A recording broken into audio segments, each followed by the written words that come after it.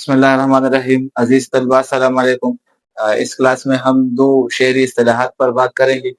یہ دونوں شعری اصطلاحات جو ہے پیپر کے نقطہ نظر سے بہت اہم ہے. ایم سی کیوز میں بھی اس سے سوال آ سکتا ہے اور مختصر سوالات میں حصہ گرامر سے بھی ان سے سوالات آ سکتے ہیں. تو پہلا ہے قافیہ. قافیہ عربی زبان کا لفظ ہے.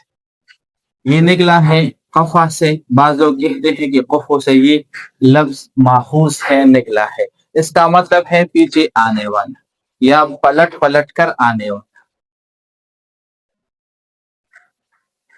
یا پے در پہ آنے والا. اس کا لفظی مطلب ہے یا پیروکار ہے. اصطلاح میں یعنی اس کی تعریف کیا ہے؟ تو ایسے الفاظ جو ہم وزن ہو اور ہم آواز ہو، یعنی ان کا وزن بھی ایک جیسا ہو، اتار چڑھاؤ ایک جیسا ہو، اور اس کی جو آواز ہے وہ بالکل ایک جیسی ہو، الفاظ مختلف ہو، صرف آواز ایک جیسی ہو، تو ان الفاظ کو کہتے ہیں قافیہ. مثلا دکھانا، جانا، اٹھانا، لگانا، سکھانا، یہ ایسے الفاظ ہیں حروف کے لحاظ سے، لکھنے تلفظ کے لحاظ سے ایک دوسرے سے بالکل مختلف ہے، لیکن ان کی جو آواز ہے وہ بالکل سیم ہے. تو ایسے الفاظ کو شعری اصطلاح میں کہتے ہیں قافیہ. مثال دیکھتے ہیں. غالب کی ایک غزل ہے مشہور، دل نادا تجھی ہوا کیا ہے، آخر اس درد کی دوا کیا ہے. تو اس شعر میں دیکھتے کہ جو دوا ہے اور ہوا،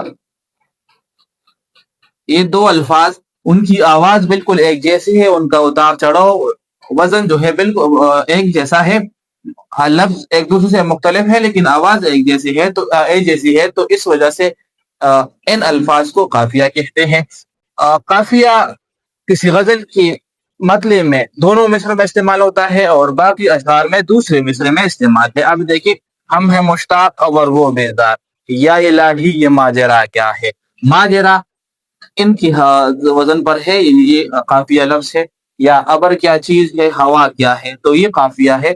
اسی طرح تمام اشعار میں دوسرے مصرے میں قافیہ استعمال ہوتا ہے. اب آتے ہیں ردیف کی جانب. ردیف بھی عربی زبان کا لفظ ہے اور ردف سے نکلا ہے. ردف لغوی مطلب کیا ہے ردیف کا؟ گھڑ سوار کی پیچھے بیٹھا ہوا شخص، یعنی جو دوسری سواری ہوتی ہے ردیف عربی میں.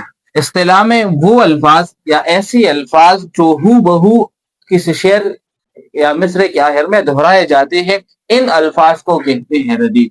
ایسی الفاظ جو کسی شعر یا مصرے کے آخر میں جو کہ تو دہرایا جائے، یعنی اس میں تبدیلی ممکن نہیں ہے، اس میں تبدیلی واقع نہیں ہوتی. جس طرح قافیہ میں تبدیلی آ سکتی ہے، ردیف میں تبدیلی نہیں ہوتی، یعنی کہ ایک لفظ بار بار دہرایا جاتا ہے. تو ایسے الفاظ کے لیے نام استعمال ہے، اصطلاح استعمال ہے ردیف.